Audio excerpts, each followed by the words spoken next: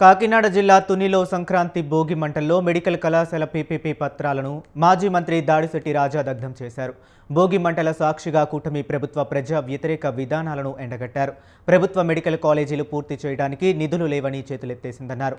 1750 కోట్ల రూపాయలతో ఎన్టీఆర్ విగ్రహాన్ని ఏ విధంగా ఏర్పాటు చేశారంటూ ప్రశ్నించారు.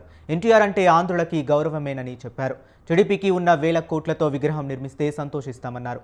ప్రజాధనాన్ని ఎలా ఖర్చు చేస్తారంటూ నిలదీశారు. జగన్మోహన్ రెడ్డి గారి ప్రభుత్వంలో 17 మెడికల్ కాలేజీలు చిత్తశుద్ధితో ఈ ప్రజల తాలూకు ఆస్తిని క్రియేట్ చేసి 17 మెడికల్ కాలేజీలు, అందులో 7 పూర్తి చేసి మిగిలిన 10 కూడా ఉన్నాయి.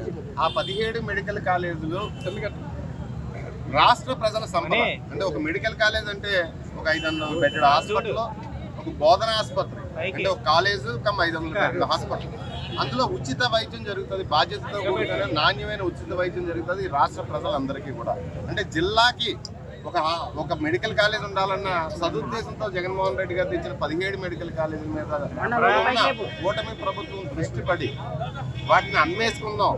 పీపీపీ మోడ్లో ఎకరం 100 రూపాయలు, అంటే 50 ఎకరాలు ఉంటే 5,000, 60 ఎకరాలు ఉంటే 6,000, 33 ఏళ్ళు ప్లస్ 33 ఏళ్ళు 66 సంవత్సరాలకి అమ్మేసుకునే ఉద్దేశంతో పీపీపీ మోడ్లో వాళ్ళ మనుషులు కట్టుబడే ఉద్దేశంతో ఏదైతే జీవో జారీ చేసిందో ఆ జీవో పత్రాలు ఈరోజు భోగిమంటలో దహనం చేయడం జరిగింది.